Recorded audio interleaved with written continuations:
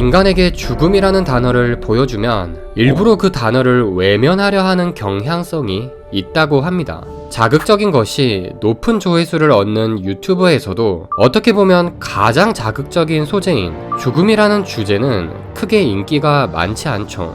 왜 그런 것일까요? 인간이 가장 두려워하는 것이 죽음이고 그 자체로 트라우마이기 때문에 우리의 무의식은 죽음과 관련된 것을 되도록 회피하려고 애씁니다. 그래서 많은 사람들은 죽음에 대해서 그냥 외면하고 사는 것이 행복하게 사는 방법이라 생각합니다. 하지만 전문가들은 행복해지기 위해서는 오히려 죽음에 대해 꼭 진지하게 고민해보는 시간이 필요하다고 입을 모아 얘기한다는 사실에 주목할 필요가 있는데요.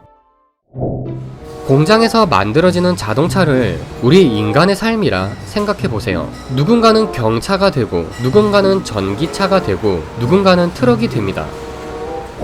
타고난 기능도 다르고 누군가는 10만 킬로미터를 달리고 누군가는 100만 킬로미터를 달립니다. 그렇게 우리는 다른 인생을 살아가는 것처럼 보이죠. 하지만 언젠가는 부품이 낡거나 새로 출시되는 자동차로 대체되면서 결국에는 폐차장에서 다 똑같은 운명을 맞이합니다. 마찬가지로 모든 인간도 결국 예외 없이 죽음을 향해 끌려가고 있습니다. 아니 그러니까 어차피 다 죽을 거 대충 살다 가면 되지. 죽음은 그때 돼서 생각해보면 되지 뭘 피곤하게 벌써 생각함? 이라고 생각하실 수 있습니다. 하지만 실제로 죽기 직전의 사람들은 대부분 뒤늦게 지난 인생들에 대한 엄청난 후회의 감정들을 경험하며 불행하게 인생을 마감한다고 합니다. 미리 죽음에 대해서 진지하게 좀 고민해봤다면 보다 더 후회하지 않는 삶을 살았을 것이라 생각하면서 말이죠. 죽음 후의 세상은 알 수 없습니다. 하지만 지금 우리가 살고 있는 이 삶은 단 한 번뿐이라는 것은 잘 알고 있습니다. 우리 모두는 뒤늦은 후회 속에서 불행한 죽음을 맞이하고 싶진 않을 겁니다. 이런 우리에게 가장 큰 도움이 될 수 있는 것은 바로 죽기 전 사람들은 대부분 어떤 후회를 남기는지를 미리 알아두고 통찰을 얻는 것입니다. KBS 다큐멘터리 3일 TVN 유퀴즈 온 더 블록의 다큐멘터리 디렉터 박지연의 저서 참 괜찮은 태도에서는 15년 동안 다양한 사연을 지닌 사람들을 만나면서 배운 인생에 큰 전환점을 주는 여러 깨달음들을 다루고 있는데요. 그 중에서도 오늘은 지난 삶에 대한 후회에 관한 주제를 다루어 보려고 합니다. 저자가 죽음을 앞둔 사람들이 모여있는 호스피스 병동을 촬영하러 갔을 때였습니다. 저자는 촬영 중 잠시 쉬기 위해 병실 위층에 있는 휴식처를 찾아갔죠. 그때 삭발을 한 남자인지 여자인지 모를 앙상하게 말라있는 사람이 말을 걸어왔습니다. 아침에 일어나서 물 한 잔 마시는 거에 감사함을 느껴본 적 있으세요? 자세히 보니 30대 초반 정도 되어 보이는 여성이었습니다. 제가 위암 말기라 이젠 물도 못 삼키거든요. 시원한 물 한 잔 입으로 직접 삼켜보면 여한이 없을 것 같아요. 저자는 아무 대답도 하지 못했지만 그 여성은 계속 자신의 말을 이어나갔습니다. 지금 와서 느끼는 것이지만 딱 한 가지 후회되는 게 있다면 조금 더 작은 일에도 감사하고 기뻐하면서 살걸. 그땐 왜 몰랐을까? 그땐 왜 당연하다고만 생각했을까? 그거 알아요? 늙어가는 것도 축복이에요. 저는 늙어갈 기회도 박탈된 사람이거든요. 이 말을 들은 저자는 머리를 한 대 맞은 것 같았습니다.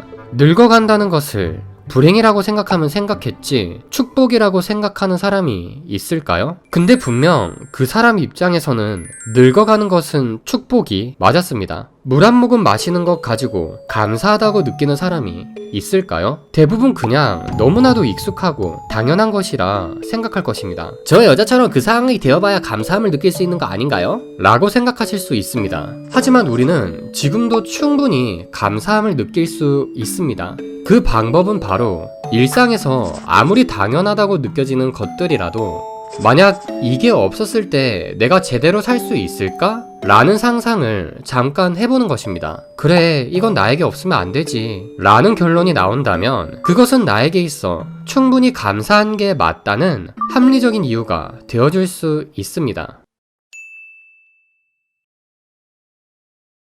이 외에도 참 괜찮은 태도에서는 말기암 환자 천여 명이 가장 후회된다고 공통적으로 꼽은 것이 무엇인지에 대해 소개하고 있는데요. 그 중에 몇 가지를 소개하자면, 첫 번째, 소중한 사람에게 자신을 더 표현하지 못했던 일이라고 합니다.